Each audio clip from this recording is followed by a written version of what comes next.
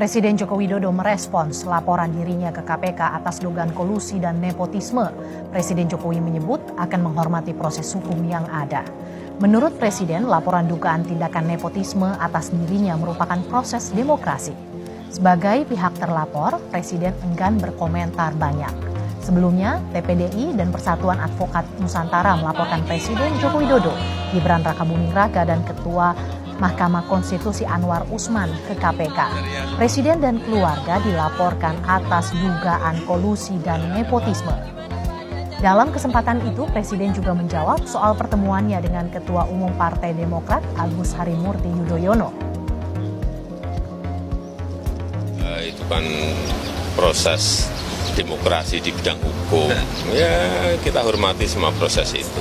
Pak, tanggapan terkait ini, Pak? Itu kan masyarakat yang menilai, dan dalam pemilihan pun, baik itu di pilkada, di pilihan wali kota, pilihan bupati, pilihan gubernur, pilihan presiden, itu semuanya yang memilih itu rakyat, yang menentukan itu rakyat, yang mencoblos itu juga rakyat, bukan kita, bukan elit, bukan partai. Itulah demokrasi. Pertemuan silaturahmi, berbicara hal-hal yang biasa kita bicarakan, ketemu dengan partai. Pada saat penanganan Petra, waktu itu saya sebagai salah satu anggota tim anti mafia migas gitu ya, ketuanya Faisal Basri, dan ada hasil audit forensik gitu ya dari perusahaan di Australia.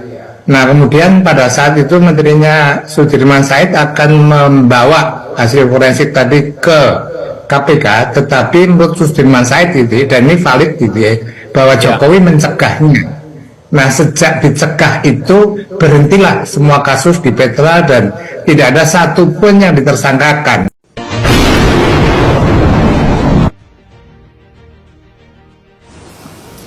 Betul bahwa bantuan yang sedang dilakukan penyidikan adalah yang salah satunya yang diberikan oleh Bapak Presiden kepada masyarakat.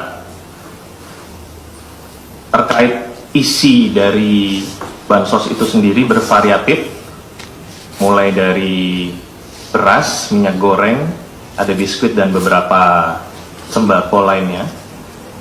Terkait nilai pengadaan yang sedang disidik masih berproses, jadi akan kami update di kesempatan berikutnya. Terakhir yang kami sampaikan itu adalah adanya perdebatan soal mana buktinya, itu ditantang oleh Pak Jokowi pun juga ditantang oleh KPK. Perlu kami sampaikan bahwa tidak ada satupun di dunia ini yang bisa membuktikan bahwa Pak Jokowi dan keluarganya itu telah melakukan tindak pidana korupsi. Sebab bukti itu hanya bisa ditetapkan oleh penyidik, bukan oleh warga negara biasa seperti kami. Yang bisa disampaikan itu kami menyampaikan data. Tergantung penyidik apakah data itu dianggap menjadi bukti yang sah untuk meningkatkannya ke tahap proses penyidikan atau tidak. Oleh karena itu, jangan lagi sekali-kali kita diombang-ambingkan dengan istilah mana buktinya. Nggak ada buktinya, yang ada adalah datanya. Kalau ditanya ada datanya, sudah kita serahkan dulu tahun 2022 ke KPK, 2004 lalu ke KPK, baik oleh Nurani 98 maupun oleh organisasi masyarakat yang lain. Tinggal penyidik di KPK sekarang, berani nggak untuk menetapkan data-data yang diserahkan itu sebagai bukti awal dugaan terjadinya pelanggaran pidana terkait dengan suap, korupsi, dan sebagainya yang menyangkut keluarga Pak Jokowi. Sehingga dengan begitu terang benderang sekarang, jangan orang lagi diombang-ambingkan dengan dalih mana bukti. Nggak ada bukti, yang ada data. Dan data itu telah kami serahkan, tinggal penyidik sekarang yang memiliki kewenangan untuk menentukan apakah data itu cukup untuk dinyatakan menindaklanjuti dalam proses hukum. Perjalanan era rezim Jokowi memang telah berakhir selama 2 periode beliau memerintah Republik Indonesia. Tetapi rekam jejak mantan Presiden Jokowi kini telah terbaca, di mana banyak dugaan beliau terlibat dalam kasus korupsi, baik itu dalam bentuk PSN atau proyek strategis nasional yang melibatkan oligarki. Bahkan kasus korupsi yang melibatkan BUMN, diantaranya adalah kasus Pertamina Patraniaga dalam kasus oplosan Pertamax yang dilakukan oleh Dirut Siahaan dan kawan-kawan. Dan tentu saja publik terus bertanya dan menuntut akan kebenaran Apa yang terjadi sebenarnya? Apakah memang benar itu hanya baru dugaan atau benar-benar mantan Presiden Jokowi benar-benar terlibat dalam kasus korupsi? Bahkan tak tanggung-tanggung korupsi tersebut disebut sebagai mega korupsi yang merugikan negara sebesar kuadranan triliun dan sangat luar biasa. Bahkan konon kekayaan mantan Presiden Jokowi meningkat drastis, diduga dan ditaksir 1.600 triliun, dan mantan Presiden Jokowi pun disebut-sebut sebagai presiden terkorup nomor 2 di dunia. Video ini cukup menarik untuk direaksi yang menyatakan beberapa bukti-bukti atau dugaan-dugaan. Berikut video selengkapnya.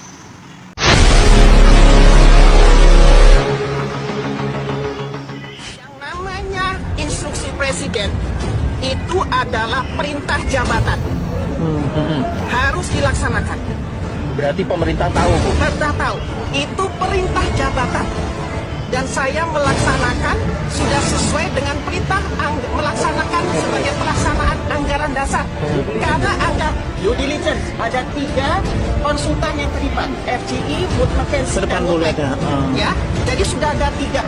Ya, jadi itu sudah konsultan, sudah melakukan pendalaman dan disetujui oleh seluruh direksi secara kolektif kolegial, secara sah, karena ingin melanjutkan apa yang tertuang di dalam proyek strategis nasional. Saya tidak mau komen. Pusat Pelaporan dan Analisis Transaksi Keuangan atau PPATK menemukan 36,57% anggaran proyek PSN diduga dipakai untuk kepentingan pribadi. Kepala PPATK menyebut dana itu masuk ke ASN, politisi, serta pembelian aset. Sedangkan sekitar 36,67% diduga digunakan untuk pembangunan yang tidak digunakan untuk pembangunan proyek tersebut. Artinya ini digunakan untuk kepentingan pribadi. Kepala PPATK Ivan Yustia Fananda menyebut diduga ada 36,67% anggaran proyek strategis nasional atau PSN yang digunakan untuk kepentingan pribadi. Laporan itu berasal dari 1.847 laporan transaksi keuangan mencurigakan Januari hingga November 2023. Uang itu diduga masuk ke kantong ASN, politikus, serta pembelian untuk aset dan investasi. Kemenko Perekonomian Erlangga Hartarto menyebut 190 proyek strategis nasional yang telah dirampungkan hingga akhir 2023. Menurut Kemenko Perekonomian, ada 1.515,4 triliun rupiah lebih investasi PSN hingga akhir tahun 2023. Terdapat 30 proyek dan 9 program PSN yang beroperasi sebagian. Kemudian 50 proyek lain dalam tahap konstruksi. Pusat Pelaporan dan Analisis Transaksi Keuangan atau PPATK menemukan 36,67% anggaran proyek strategis nasional atau sekitar 500 triliun rupiah diduga dipakai di luar pembangunan proyek. Uang justru masuk ke kantong pribadi aparatur sipil negara, politisi, serta pembelian aset. Mengacu data Kementerian Koordinator Bidang Perekonomian, sejak tahun 2016 sampai 2023, pemerintah sudah merampungkan 190 PSN dengan nilai investasi senilai 1.515,4 triliun rupiah. Pada tahun 2023 saja ada 37 PSN yang digarap dengan nilai investasi 475 triliun rupiah. Baik, ini silakan Mas Novian. PPATK mengamati, mencermati, melakukan analisis. Jaksa Agung mengatakan bahwa mega korupsi Pertamina yang merugikan negara mendekati angka 1.000 triliun terjadi dari tahun 2018 hingga tahun 2023 yang saat itu Jokowi masih menjabat Presiden Indonesia. Pertanyaannya, akankah Jokowi terseret ke dalam kasus ini? Tulis pendapat kalian di komentar. Ini terkait dengan Pak mantan presiden. Kita juga belum tahu seperti apa sih yang disampaikan. Jadi kami di KPK itu menangani perkara itu secara berjenjang. Mulai ada laporan dari masyarakat ataupun misalkan temuan oleh BPK hasil audit atau BPKP, kemudian kita tindak lanjuti di PLPM atau Dumas, kemudian dari sana tindak lanjuti penyelidikan, kemudian kalau dianggap memang ada peristiwa tindak pidana korupsinya, naik penyidikan, di penyidikan baru dilakukan upaya-upaya paksa, ya, memanggil, menggeledah, menyita, memeriksa orang untuk menemukan tersangkanya. Nah, kita tidak tahu seperti apa ini. Kalau ada laporannya tentunya secara berjenjang, nanti ditunggu saja. Tunggu laporannya ya. Pertanyaan bagi kita, mengapa Jokowi enggan untuk memberantas korupsi? Kita pernah mendengar bahwa mantan Ketua KPK menyatakan bahwa dia pernah dipanggil oleh Jokowi dan diminta untuk menghentikan kasus korupsi Setia Novanto. Pada era Jokowi, KPK diperlemah melalui perubahan Undang-Undang KPK. Pada era Jokowi, 57 penyidik KPK yang potensial diberhentikan tanpa dasar dan alasan yang jelas. Lalu pertanyaannya, mengapa Jokowi terkesan enggan dan tidak mau memberantas korupsi? Padahal korupsi adalah sumber dari segala sumber masalah di negara kita. Ternyata jawabannya adalah adanya dugaan bahwa keluarga dan mantu Jokowi terlibat kasus korupsi sehingga Jokowi enggan untuk memberantas korupsi. Misalnya kasus pengiriman biji nikel sebanyak 5,3 juta ton ke China yang diduga terlibat mantunya dan Erlangga Hartanto sesuai dengan apa yang dikatakan oleh Faisal Basri.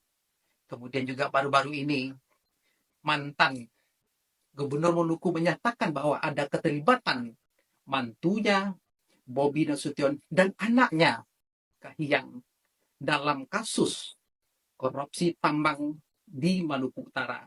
Dan itulah sebabnya mengapa Jokowi tidak mau memberantas korupsi, karena adanya dugaan keterlibatan anak dan mantunya dalam kasus korupsi di negara kita.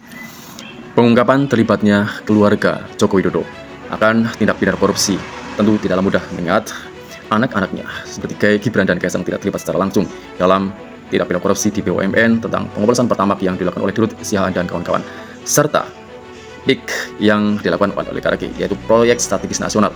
Dan tetapi rekam jejak mantan Presiden Joko Widodo dengan jelas bahwa dia telah menghentikan kasus korupsi EKTP yang dilakukan oleh Setia Novanto Ketua DPR beberapa waktu lalu. Tentu saja itu mengindikasikan dugaan bahwa mantan Presiden Joko Widodo terlibat di dalamnya. Kedua, tentang revisi Undang-Undang KPK yang ditujukan untuk pelemahan fungsi KPK itu sendiri. Dan kemudian dengan jelas tersangka salah satu dari pelaku korupsi Pertamina mengatakan bahwa tidak mungkin dia bekerja sendiri selain perintah dari atasan, tentu saja oleh penguasa tertinggi nomor 1 di Indonesia. Dengan rekam jejak digital tersebut yang banyak beredar di media sosial, tentunya kita dapat menilai dugaan-dugaan tersebut dan publik terus menuntut akan ketegasan penyidik seperti apa yang disampaikan oleh berbagai pengamat politik. Tentu saja bukti-bukti itu tidaklah mudah didapatkan apabila penyidik tidak menerima data-data yang ada yang telah nyata diedarkan di berbagai media sosial. Dan tentu saja kita berharap Polri, khususnya penyidik, akan bertindak dengan tegas bahwa data-data itu harus diolah. Apakah benar atau tidaknya mantan Presiden Jokowi terlibat? Cukupkan video kali ini. Wassalam.